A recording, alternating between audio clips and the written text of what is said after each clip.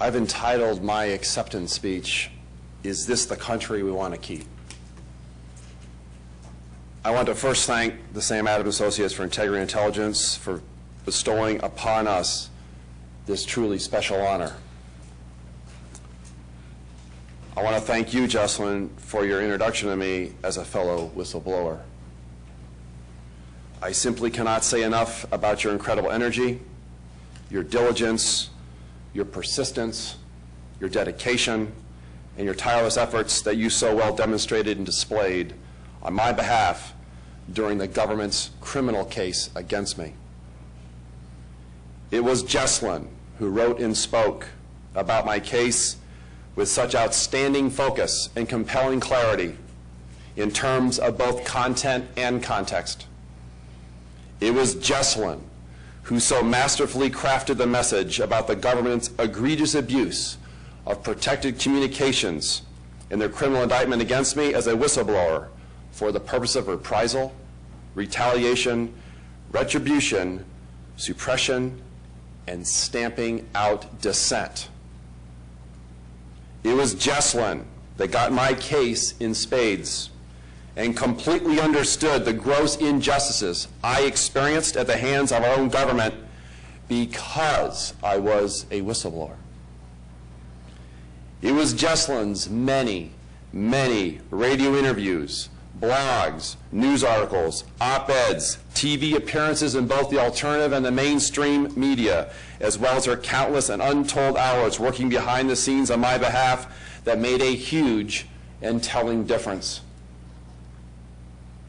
Suffice it to say, Jessalyn truly became my public voice and my public conscience, speaking out and writing fearlessly and courageously, bringing truth to power with all her truly superb outreach and advocacy. And so I am incredibly grateful for all that you have been, Jessalyn, and have done for me as a whistleblower, and the totality of your superb efforts and actions that so immensely helped in achieving a huge and decisive victory against an implacable government prosecution and thereby keeping me free. We live in sobering times, a time in which liberty is under significant and persistent duress. Jessalyn and I are two whistleblowers yoked together by the tragedy of 9/11. As government employees, we became embroiled in two of this era's most controversial programs in their infancy: torture and warrantless wiretapping, as prime evidence of the government's abject abuse of power and the bypassing of the law. As a Justice Department ethics attorney, Jessalyn advised that the FBI not interrogate John Walker Lind, an American without counsel. The FBI ignored this advice, and the interrogation formed the basis of a criminal prosecution in which RAIDAC's conclusion that the FBI committed an ethics violation disappeared from justice files and was withheld, I repeat, withheld from the court. In my case, while a senior official at the National Security Agency, I found out about the use of electronic eavesdropping on Americans, turning this country into the equivalent of a foreign nation for the purposes of blanket surveillance and data mining, blatantly disregarding a 23-year legal regime that was the exclusive means for the conduct of such electronic collection and surveillance, which carried criminal sanctions when violated. I also discovered that NSA had withheld critical and crucial intelligence prior to 9/11 and after 9/11, as well as data and information that was available but remained undiscovered, and if shared, could have made a decisive difference alone in preventing the 9/11 attacks from ever happening. I also learned about a massively expensive and failing surveillance program under development called Trailblazer that largely served as nothing more than a funding vehicle to enrich government contractors and keep government program managers in charge. When a cheap, highly effective, and operational alternative called Thin Thread was available in-house that fully protected Americans' privacy rights under the law while also providing superior intelligence to this nation. These secret programs, which deliberately bypass the Constitution and existing laws, were born during the first few critical weeks and months following 9/11 as a result of willful decisions made by the very highest levels of this government.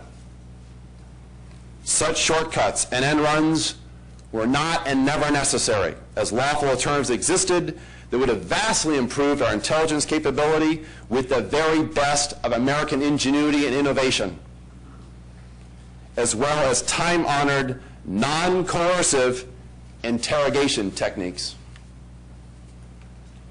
Jesselyn and I both raised our concerns through internal channels, including our bosses and inspector generals.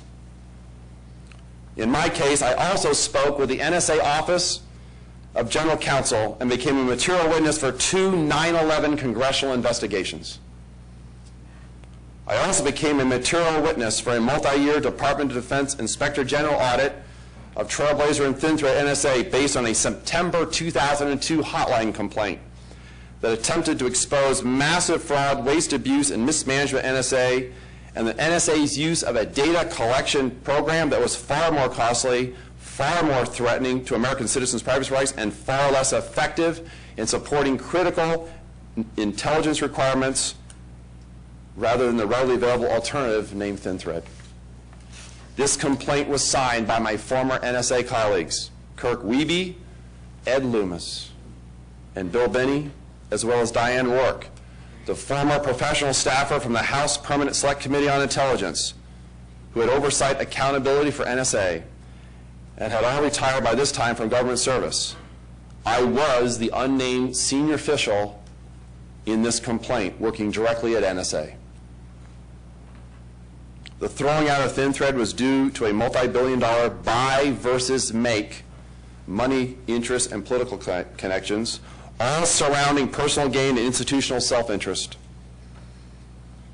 The throwing out of Thin Thread was also due to blatant ignorance and disregard for policy under the federal acquisition regulations and the Fourth Amendment of the Constitution. Either way, the same result.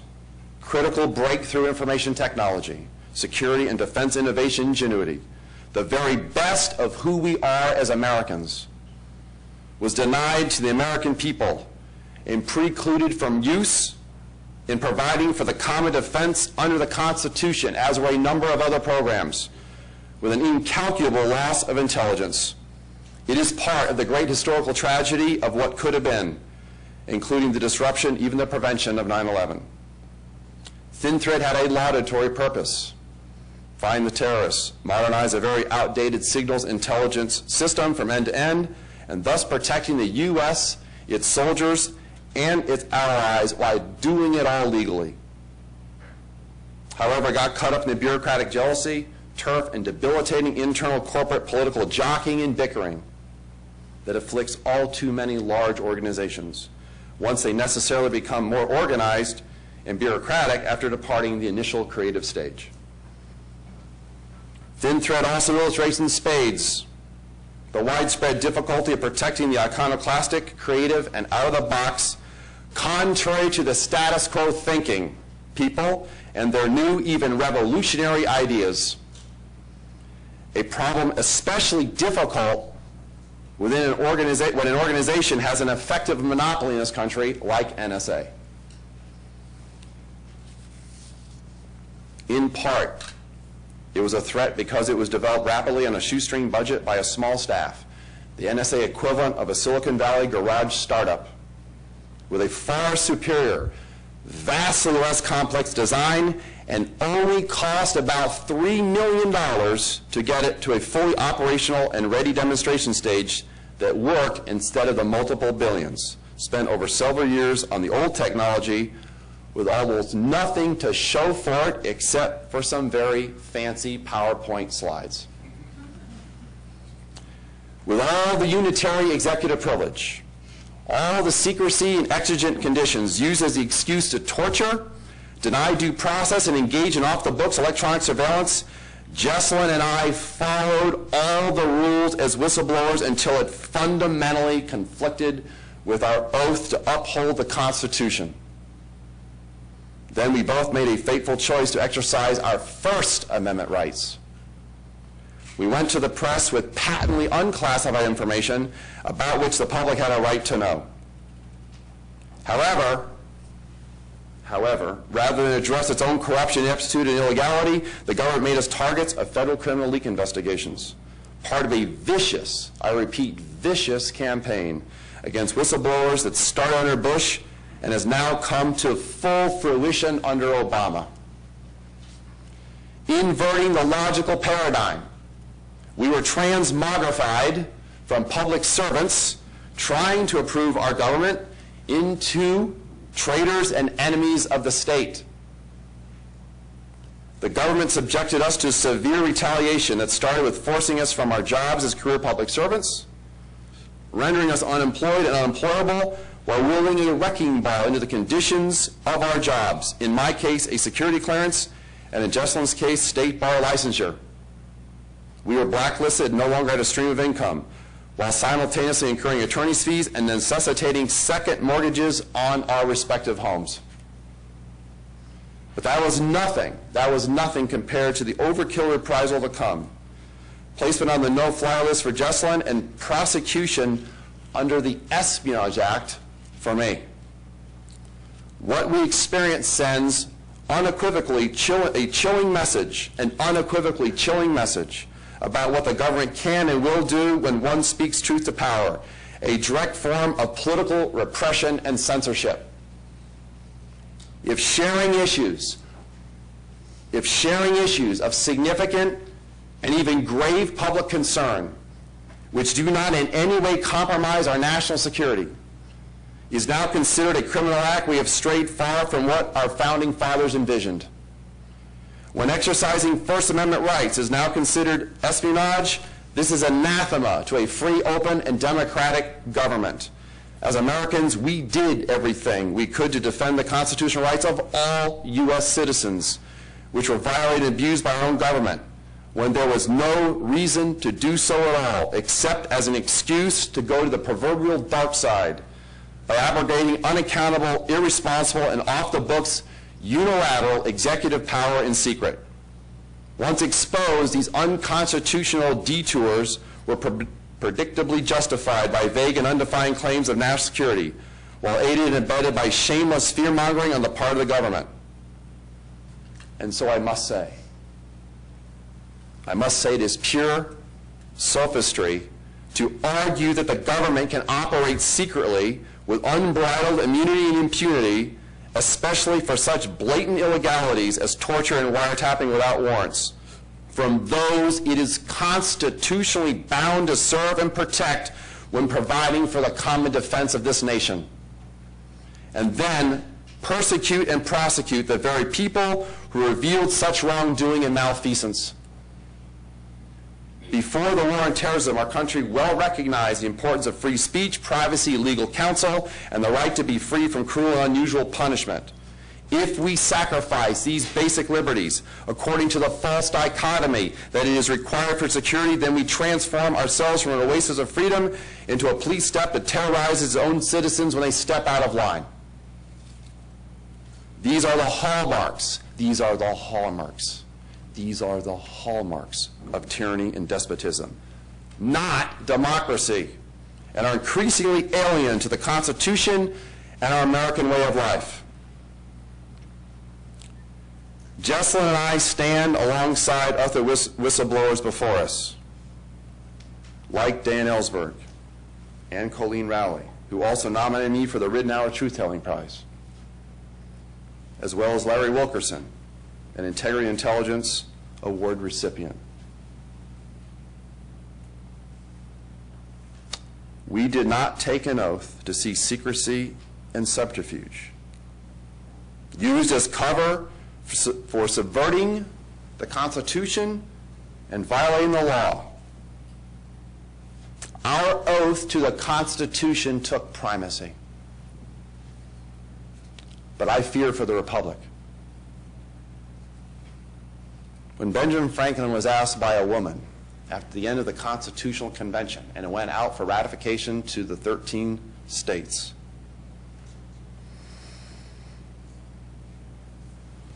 he was asked, what has been created here? He said, a republic, if you can keep it. So what expired on 9/11? The Constitution? Jessel and I became whistleblowers, and our whistleblowing was both a warning and an alert to those in government and eventually the public about serious wrongdoings and danger and malfeasance created and then concealed within our government. Our whistleblowing also occurred because there was profound institutional failure, a multi-layered breakdown in accountability.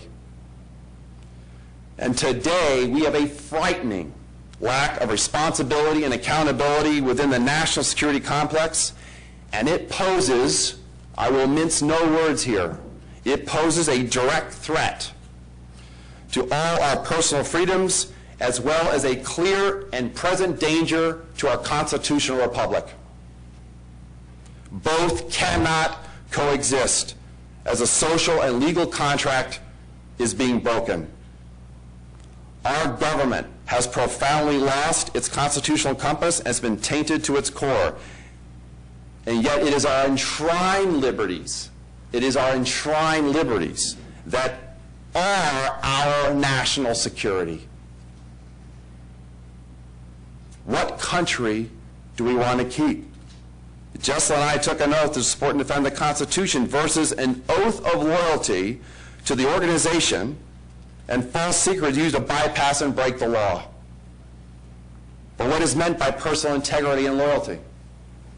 Our personal integrity meant that we held consistently firm and true to the ideals and values centered on upholding and defending the Constitution. By loyalty, we were steadfast in our allegiance to the law of the land. However, loyalty when blind or misplaced ceases to be a virtue and turns into a corrupting mechanism to hide and obfuscate wrongdoing, embarrassment, and cover-up. We blew the whistle because we saw grave injustice and wrongdoing occurring within our respective organizations. In my recently successfully concluded case that ended decisively in my favor, the government wanted to put me away in prison for many, many years. In fact, at one point, they threatened me with 35 years in prison for simply telling the truth as a whistleblower and exposing government wrongdoing and illegalities. The government found out everything they could about me and turned me into an enemy of the state. Everything they could about me over many years before I was even indicted. Having the secret ability to collect and analyze data with few, if any, substantial constraints, especially on people, is seductively powerful.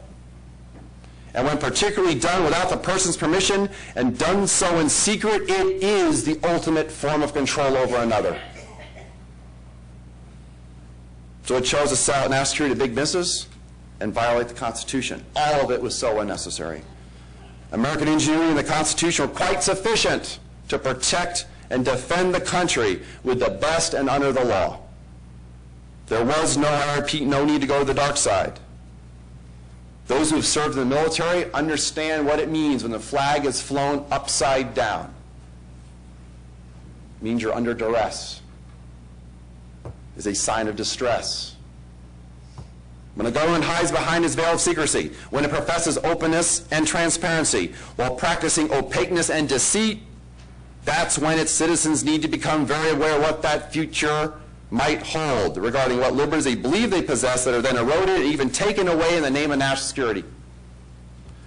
Modern governments should increasingly perform mass surveillance of their citizens, explaining that they believe that it is necessary to protect them from dangerous groups, such as terrorists, criminals, or political subversive dissenters, in order to track the citizenry and maintain social control. Read the history books.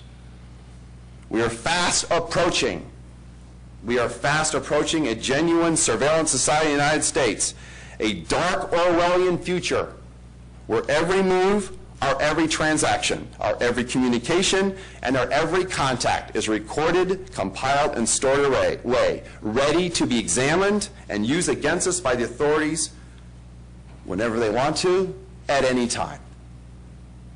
What country do we want to keep? Mass surveillance will erode our privacy, and yet privacy is an absolutely essential prerequisite to the exercise of our precious individual freedoms, the inalienable rights we have as human beings to life, to liberty, and to the pursuit of happiness. And yet the erosion of privacy also weakens the very constitutional foundations and boundaries of our democracy.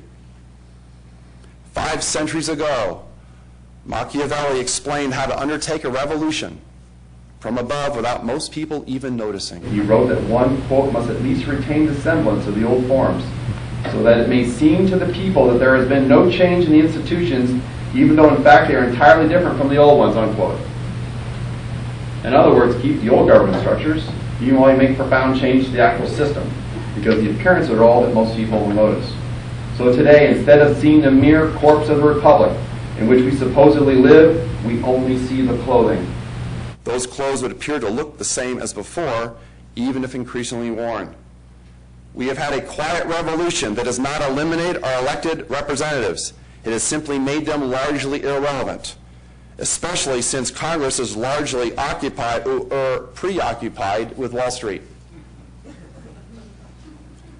It's been a long journey to our current state of affairs. And wars and conflicts have been a major catalyst in that journey, especially since World War II. Most wars fought by the United States have added power to the executive branch while taking away power from the legislature. I consider, again being a student of history, I consider the immediate aftermath of World War II as a real turning point, when the American dream began to go south at the very moment when the U.S. sat astride the world at the pinnacle of power. And therein lies our problem. For this is when the American Republic began its transformation to a national security state, and then exponentially accelerated as a result of 9/11 into a top-secret America.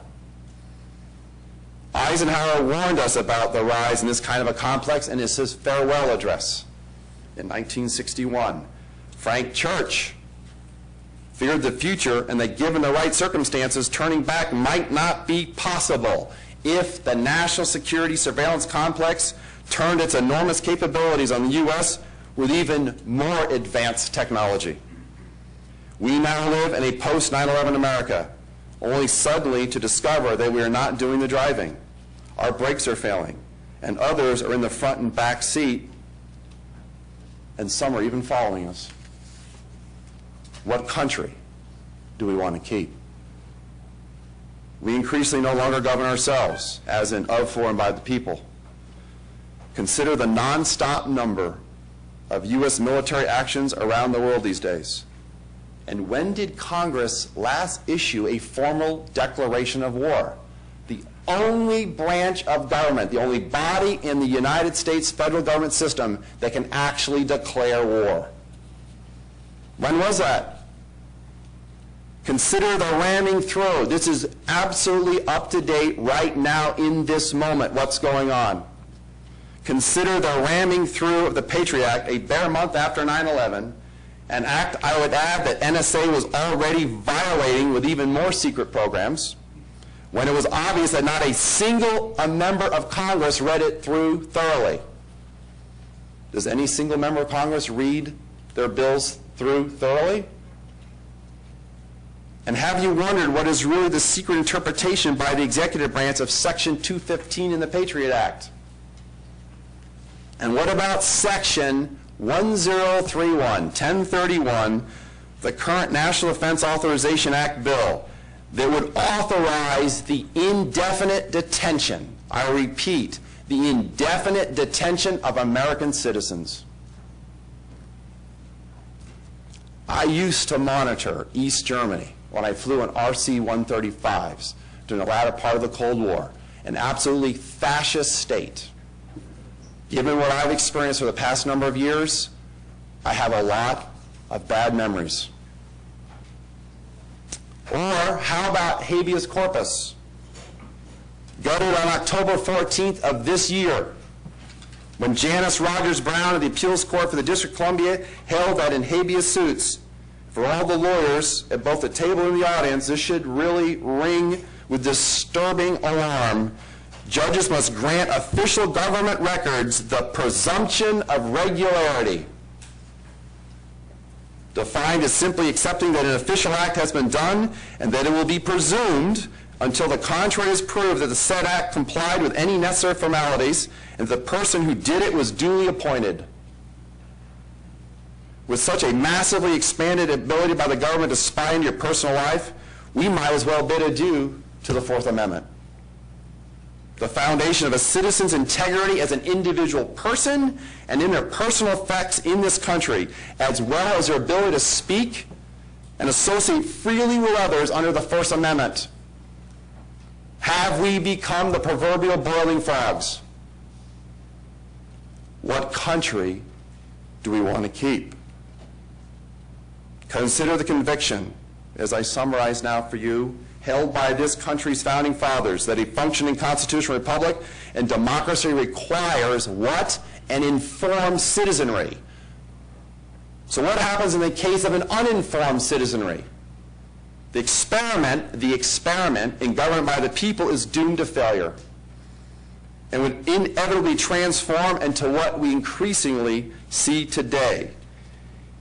Is this the day of bread and circuses? Is our exceptionalism an excuse to end run the very foundational precepts of this republic and violate certain human values that must never, ever be transgressed? Like torture is never. I went through all those things you hear about in terms of enhanced interrogation techniques. I went through that as an aircrew member during the Cold War just to know what it was like. Imagine my horror when I read and heard from others what we used it for. Torture is never an acceptable human value under any circumstances. And eroding away the First and Fourth Amendments removes the very heart of the experiment's exceptionalism. Machiavelli had it right, and as the old song goes, something's got to give. What else are we willing to give up? I gave up a lot. I had a lot to deal with in facing what I faced with the government for the past 4 years. Are we becoming the national security state under surveillance always, the NSS USA? Is secret government the new fig leaf for a quaint and outmoded constitution? Orwell's 1984 is real and now already, I repeat, already screamingly relevant. Only the government can create a police state. No one else can. And our technology can now make that happen. There's a long list of both private industry and government actions that are ripping away our privacy and our Fourth Amendment rights as we speak, and our ability to speak freely about it. I challenge you all to demand accountability, to update our protections in the internet age, to insist upon adherence to the Constitution, conservative and liberal and independent alike. Even in the open press, we know enough about what both the industry and government are doing. Do you care?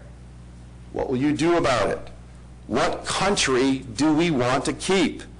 Do we want to continue to have a burgeoning military, industrial, congressional, intelligence, surveillance, cybersecurity, media complex? For whom does it benefit?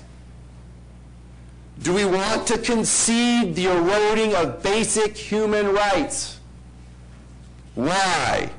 Because we fear enemies, and that creates the need for security, and are then persuaded that human rights are ignored because of the primacy of the national security state, beyond legitimate protections on identifying of those who would actually do us harm, both abroad and domestically, as a unifying cause for obsessing over national security and the use of fear by the government to control the public and private agenda? What country do we really want to keep? So I leave you with this as I channel Frederick Douglass. On August 3rd, 1857, Frederick Douglass delivered a West India emancipation speech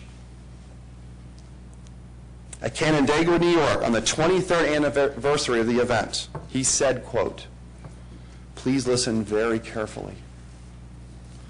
The whole history of the progress of human liberty shows that all concessions yet made to our august claims have been born of earnest struggle. The conflict has been exciting, agitating, all-absorbing, and for the time being putting all other tumults to silence. It must do this or it does nothing. If there is no struggle, there is no progress. Those who would profess to favor freedom and yet deprecate agitation are men who want crops without plowing up the ground. They want rain without thunder and lightning. They want the ocean without the awful roar of its many waters. Let me translate in today's language. Power and those in control concede nothing. I repeat, concede nothing without a demand. They never have and they never will. Every one of us in this room and beyond this room, each and every one of us must keep demanding, must keep fighting, must keep thundering, must keep plowing, must keep on keeping things struggling, must speak out and must speak up until justice is served, because where there is no justice, there can be no peace. What country do we want to truly keep? Consider what actions you will take when you leave this evening. After all, it is our country. So take the necessary action to conserve the very best of who we are and can be for this generation as well as future generations to come.